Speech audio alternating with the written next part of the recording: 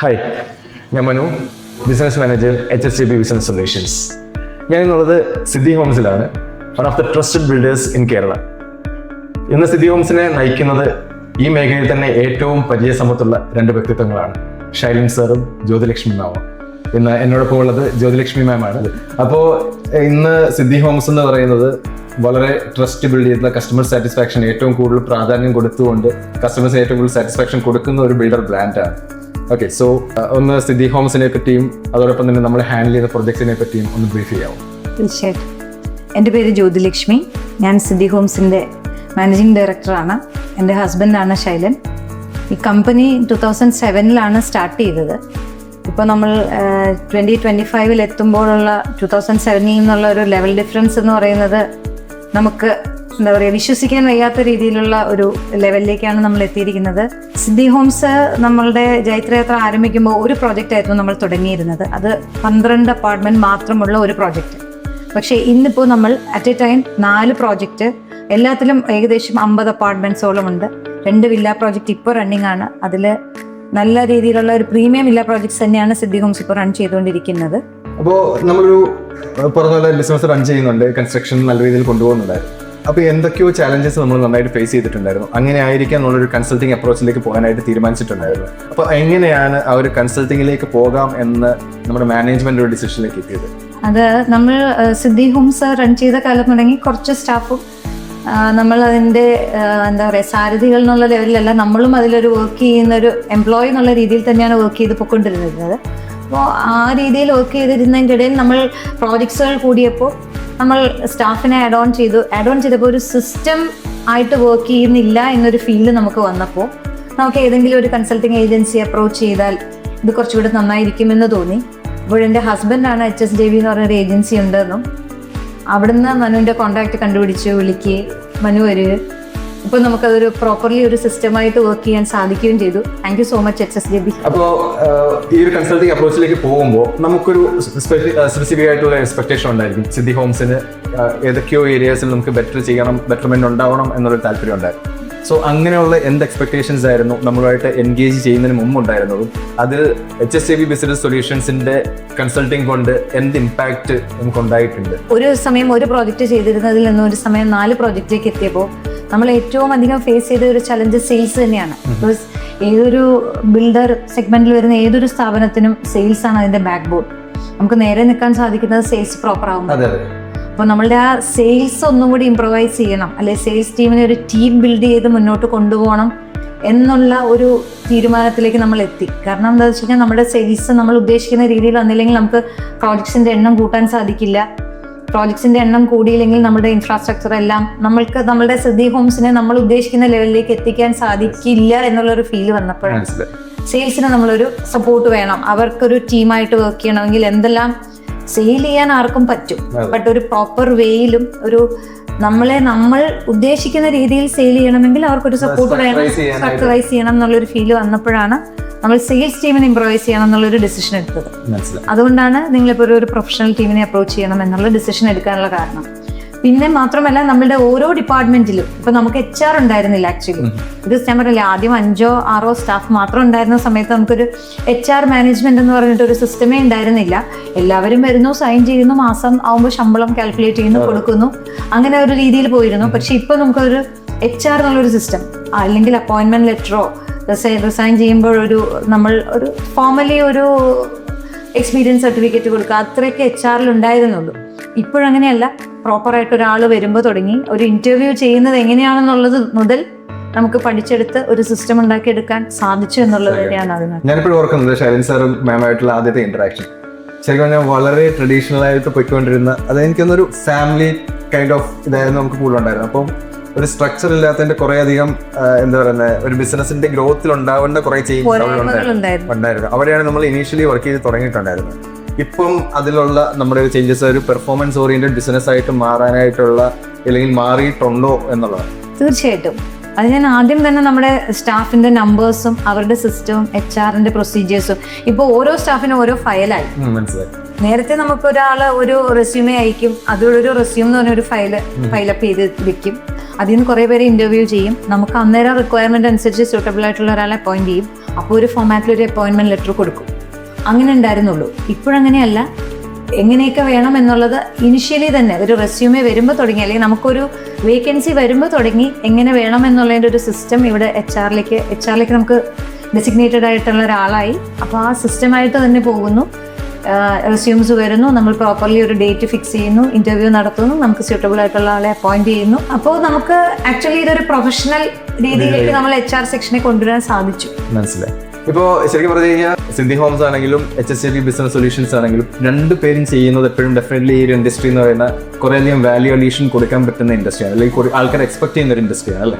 ഇപ്പോൾ HSJB business solutions സിദ്ധി ഹോംസിന് ഒരു consultation, ഒരു എൻഗേജ്മെന്റ് ചെയ്തപ്പോൾ എന്ത് തരത്തിലുള്ള വാല്യൂ അഡീഷൻസ് നമുക്ക് തരാൻ പറ്റിയിട്ടുണ്ട്, അത് എത്രമാത്രം നമ്മുടെ മാനേജ്മെന്റിനെ മുമ്പോട്ടുള്ള ഗ്രോത്തിനും അല്ലാത്തുള്ള ഡിസിഷൻ മേക്കിങ്ങിലും എത്രമാത്രം നമ്മളെ സപ്പോർട്ട് ചെയ്യാനായിട്ട് എനേബിൾ ചെയ്തിട്ടുണ്ട് എന്നുള്ളൊരു തോന്നാറുണ്ട്? എന്തെങ്കിലും ഫീൽ അങ്ങനെ? തീർച്ചയായിട്ടും. ഞാൻ ഈ പറഞ്ഞ സെയിൽസിൽ തന്നെയുള്ള ഇംപ്രവൈസേഷൻ ആണ്. നമുക്ക് തൃപ്പൂണിത്തുറ എന്നുള്ള ഒരു ടൗണിൽ നിന്നും പുറത്തേക്ക് തന്നെ നമുക്ക് നമ്മുടെ പ്രോജക്ട്സിനെ എറണാകുളം എന്നുള്ള സിറ്റിയിലും കടന്ന് നമ്മൾ കേരളത്തിലേക്കുള്ള വേറെ സിറ്റീസിലേക്കും അല്ലെ വേറെ ഏരിയയിലേക്കും നമുക്ക് കടക്കാനുള്ള ഒരു കോൺഫിഡൻസ് കിട്ടിയിട്ടുണ്ട്. നമുക്ക് ആക്ച്വലി പലപ്പോഴും നമ്മൾ പ്ലാൻ ചെയ്യുമെങ്കിലും നമ്മൾ ഇങ്ങനെ കാലം മുന്നോട്ട് എടുത്ത് വെച്ചിട്ട് വേണോ എന്ന് വിചാരിച്ചിട്ട് തിരിച്ചു വെക്കുന്ന ഒരു അവസ്ഥ ഉണ്ടായിരുന്നു. ഇപ്പോൾ പക്ഷെ അങ്ങനെയല്ല. നമ്മൾക്ക് വേണം, നമ്മൾ കാലം എടുത്തു വെച്ച കാലം മുന്നോട്ട് തന്നെ വെച്ച് അടുത്ത കാലം മുന്നോട്ട് തന്നെ വെച്ച് പോകാൻ കോൺഫിഡൻസ് നമ്മളിലേക്ക് ബിൽഡ് ആയിട്ടുണ്ട്. അപ്പൊ എനിക്ക് തോന്നുന്നു ഇപ്പോൾ ഒരു സിദ്ധി ഹോംസിന്റെ ഇപ്പോഴെന്നല്ല, ആക്ച്വലി അതിനുള്ള നല്ല സ്കോപ്പ് ഉണ്ടായിരുന്നു, ഒരു വിസിബിലിറ്റിക്കും. അതോടൊപ്പം തന്നെ കാരണം ഇതൊരു ഡ്രീം ആണല്ലോ, പല വ്യക്തികളുടെയും ഡ്രീമാണ് ഒരു വീട് എന്ന് പറയുന്ന ഒരു സംഭവം. അപ്പോൾ അതിലേക്ക് കോൺട്രിബ്യൂട്ട് ചെയ്യാനായിട്ടുള്ള കുറേ ആസ്പെക്ട് പോസിറ്റീവ് വേയിൽ സിദ്ധി ഹോംസിനുണ്ടായിരുന്നു അല്ലേ. ഇപ്പൊ എനിക്ക് തോന്നുന്നു അതിന്റെ ഒരു വിസിബിലിറ്റിയും അതിന്റെ ഒരു ട്രാക്ഷനും അതോടൊപ്പം തന്നെ കസ്റ്റമേഴ്സ് നമ്മളിലേക്ക് എൻഗേജ് ചെയ്യുന്ന ഒരു കുറേ കാര്യങ്ങൾ ഇപ്പൊ ഇമ്പ്രൂവ് ചെയ്തിട്ടുണ്ട് അല്ലേ. അത് സിദ്ധി ഹോംസ് ഒത്തിരി നന്നായിട്ട് ഹെൽപ്ഫുൾ ആവുകയും ചെയ്യുന്നുണ്ട്. മാമിനാണെങ്കിലും ഈ പറഞ്ഞ രീതിയിൽ സാറിനാണെങ്കിലും കുറേയധികം കാര്യങ്ങൾ നമ്മുടെ ഒരു ആസ്പിറേഷൻ അനുസരിച്ച് മുമ്പോട്ട് പോകാനായിട്ടുള്ള ലെവലിലേക്ക് ഇപ്പൊ നമുക്ക് എത്താൻ പറ്റിയിട്ടുണ്ടെന്നാണ് എൻ്റെ ഒരു വിശ്വാസം. ആ ഒരു കോൺഫിഡൻസ് ബിൽഡ് ചെയ്യാൻ നമുക്ക് പറ്റിയിട്ടുണ്ട് അല്ലേ. മനസ്സിലായി. അപ്പോൾ ഇപ്പം ഈ സെയിം ഇൻഡസ്ട്രി ഇപ്പോൾ കൺസ്ട്രക്ഷൻ ആണെങ്കിലും കൊള്ളാം, ഒത്തിരി ഓൺടർപ്രനേഴ്സ് ഉണ്ട്, ഈ പറയുന്ന രീതിയിൽ ബിസിനസ് ചെയ്യുന്ന ആൾക്കാരുണ്ട്, കുറേ ചലഞ്ചസ് ഫേസ് ചെയ്യുന്ന ആൾക്കാരുണ്ട്. മേ ബി കൺസൾട്ടിങ്ങിലേക്ക് പോകാം എന്ന് വിചാരിക്കുന്ന ആൾക്കാരുണ്ട്, പക്ഷേ ഹെസിറ്റൻ്റ് ആയിരിക്കാം പലപ്പോഴും, പല റീസൺസ് ഉണ്ടാവാം. പക്ഷെ അങ്ങനെയുള്ള ഓൺടർപ്രനേഴ്സിന് ഈ പറഞ്ഞ രീതിയിൽ മാം പറയുകയാണെങ്കിൽ എന്തായിരിക്കാം അവർ ഈ ഒരു പറഞ്ഞൊരു ആസ്പെക്റ്റിൽ അവരെന്തൊരു കോൾ എടുക്കണം എന്നാണ് മാമിൻ്റെ ഒരു സജഷൻ?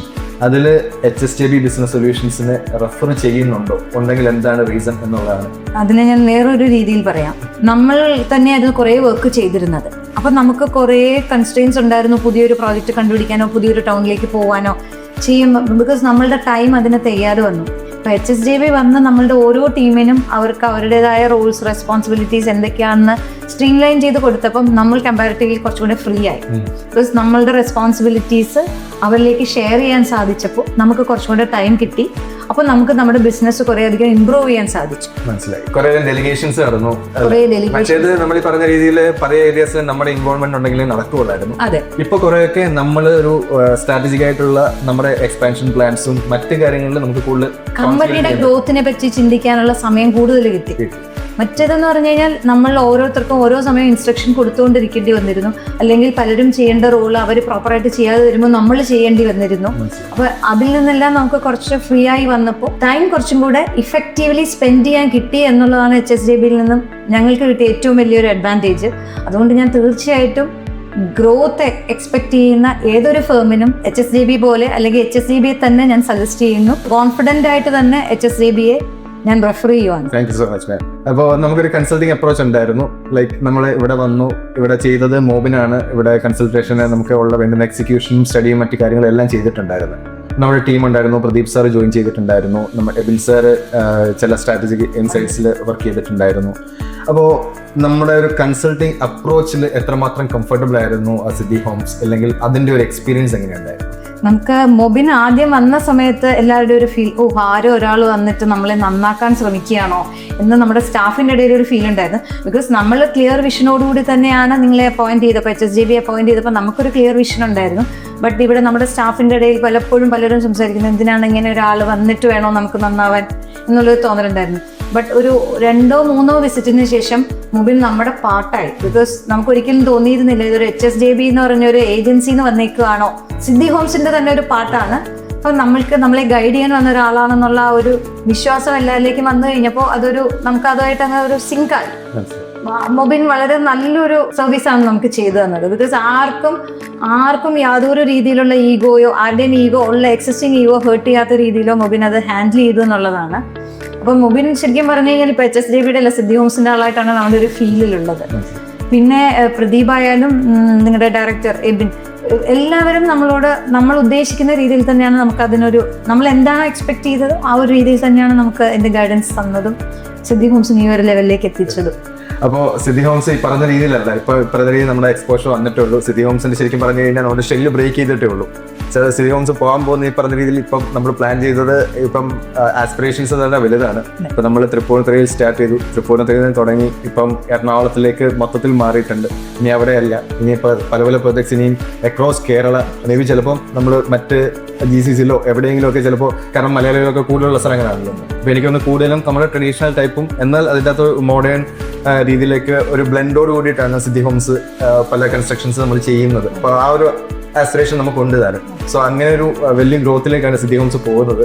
അതുകൊണ്ട് ഡെഫിനറ്റ്ലി HSJB ബിസിനസ് സൊല്യൂഷൻസ് എന്നുള്ള നമ്മുടെ ഒരു കൺസൾട്ടിങ് ടീം നമ്മളെപ്പോഴും പാർട്ണർ ചെയ്തിട്ടാണ് ചെയ്തിട്ടുള്ളത്. അപ്പോൾ നമ്മൾ കൂടെയുണ്ട്. അപ്പം ആ ഒരു പറയുന്ന രീതിയിൽ എന്ത് സപ്പോർട്ടാണോ അത് നമ്മളിൽ നിന്ന് എക്സ്പെക്ട് ചെയ്യാം.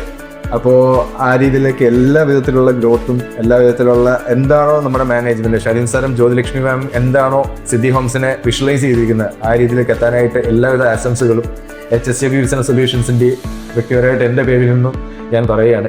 Thank you so much. Thank you.